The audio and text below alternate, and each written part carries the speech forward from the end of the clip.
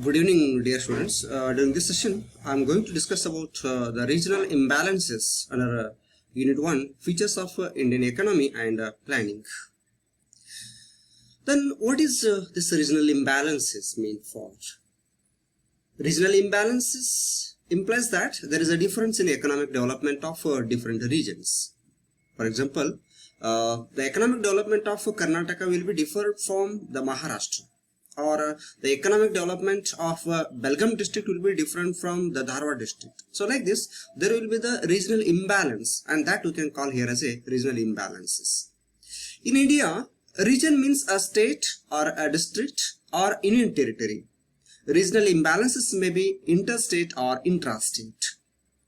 Then what are the criteria, or what are the main factors which will influence or determine the regional imbalances? So the regional imbalances or disparities means wide differences in per capita income, literacy rates, health services, educational services, levels of industrialization, infrastructural facilities, etc. between different regions. So if these parameters or the development under these parameters are different from one state to another state, or from one territory to another territory, or from one region to another region, that will be here called as a regional imbalances. Then what are the reasons for regional imbalances? There are many factors which are really influencing or becoming the causes for regional imbalances. Of that, the one is the most important factor here is historical factor. Then from when onwards this historical factors started? We can say that the historical background from this for this regional imbalances can be traced back to the British regime. So Britishers started to rule India with very much discrimination based on the regions. Then why did that British rulers and industrialists started to discriminate the regions? So the reason here is their own interest were possessing rich potential for prosperous manufacturing and trading activities. So they are started the industries or the economic development activities in the regions where that region is beneficial to themselves. So we can say that the places like West Bengal and the Maharashtra, these states are very much developed economically under the British rulers or British industrialists. And even under these states, we can say that Kolkata, Mumbai and Chennai, these three metropolitan cities are totally developed, that is economically developed much compared to the other cities or other metropolitan cities. Because the Britishers or that British rulers or the industrialists concentrated to start their industries around these cities only, and they are neglected the rest of the country. And by the way, those neglected places or the neglected cities remain backward. Dear students, like this historical factor, we can also have one more important factor or the reason which influences the regional imbalances, that is the geographical factors. The geographical factors covers the difficult terrain surrounded by hills, rivers and dense forests.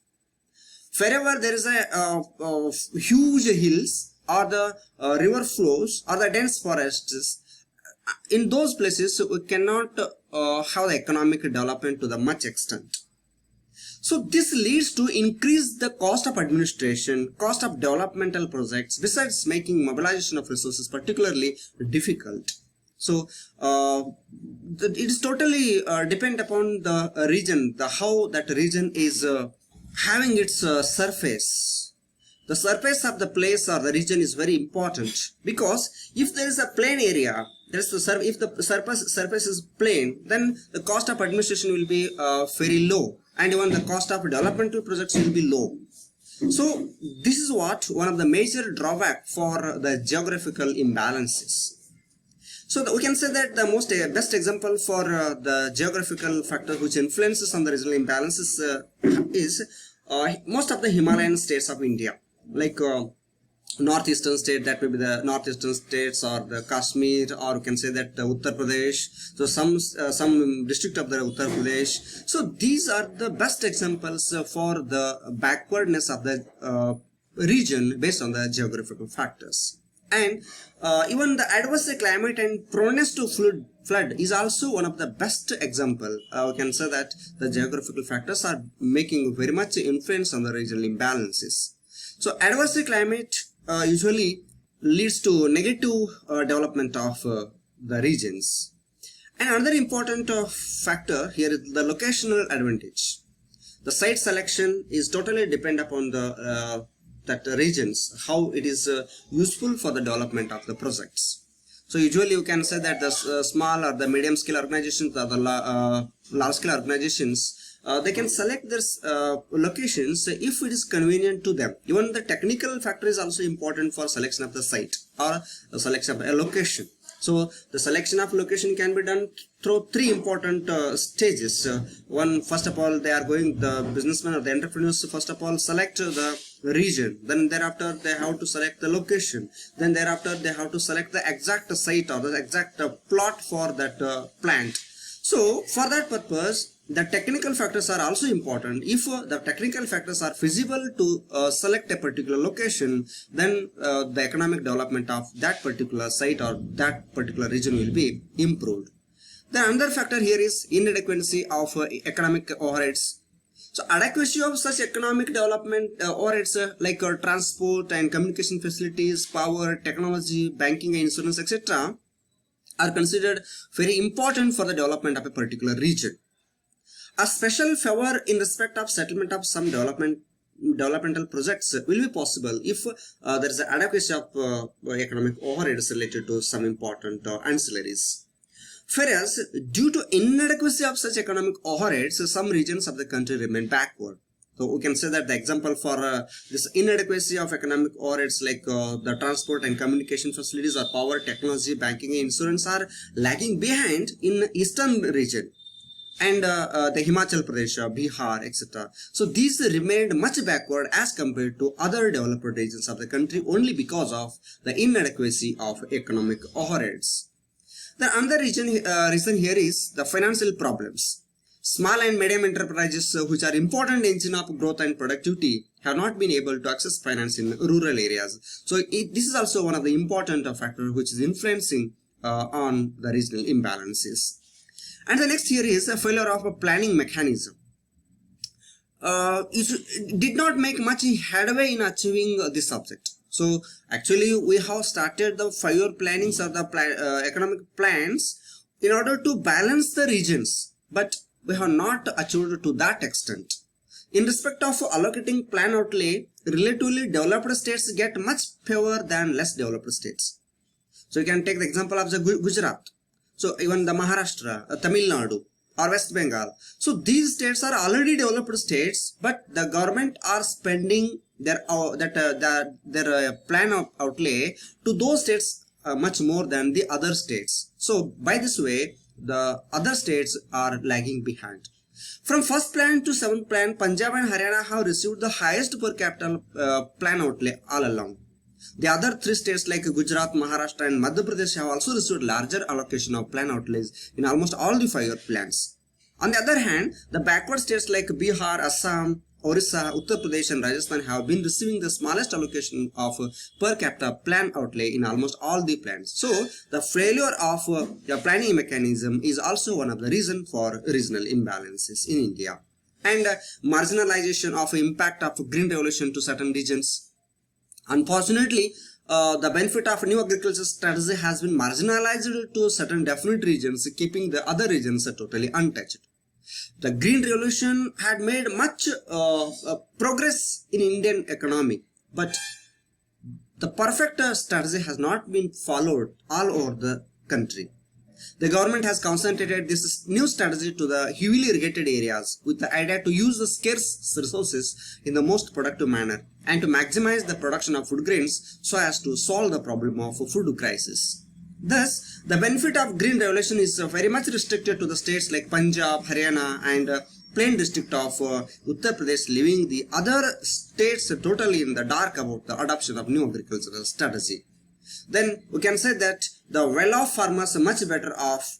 This will be the result. And likewise, whereas the dry land farmers and the non-farming rural population remain totally untouched. So this is also one of the best reasons for regional imbalances in India. Then lack of growth of ancillary industries in backward states. The government of India has been following a decentralized approach for the development of backward regions through its investment programs on public sector industrial enterprises located in backward areas like Roorkela, Barauni, Bhilai, Bogaigaon, etc. But due to lack of growth of ancillary industries in these areas, all these areas remain backward in spite of a huge investment made by the center. And even the lack of motivation on the part of backward states is another important reason. The developed states like Maharashtra, Punjab, Haryana, Gujarat, Tamil Nadu, these are trying to attain further industrial development, but the backward states have been showing their interest on political intrigues and manipulations instead of industrial development. So this is also one of the major problem here. And the political instability in the form of unstable government, extremist violence, law and order problem, etc. have been obstructing the flow of investment into these backward regions, besides making flight of capital from these backward states. So based on these reasons, you can say that there is a regional imbalances based on the economic development in India. Then how to overcome these regional imbalances? For that purpose, we can have some suggestions. So one is identification of the backward areas and allocation of funds. Preparing and implementing special plans and models suited to these for the overall development and allotting sufficient funds for the backward areas. This is one suggestion. Then we can also suggest that need for investments in backward areas. Government and private sector must realize that regional disparities can be removed only if a greater attention is paid towards the backward areas, which need more investments. It is also important to formulate special policies and programs for the development of backward areas like northeastern regions. And the good governance is also one of the important here. Good governance is nothing but equitable distribution of gains of development to all the regions without any prejudice, so that all development takes place in a country. Thus, the better the governance, the less would be the disparities in the country. Political will. The political will is vital for the balanced regional development, that is to remove regional imbalances in a country. Incentives, that may be the central government incentives or the state government incentives. These are very important for the improvement of economic development of all the regions. That is giving income tax concessions, tax holidays, central investment subsidy schemes, transport subsidy scheme. These are a few important incentive schemes can be provided through the central government.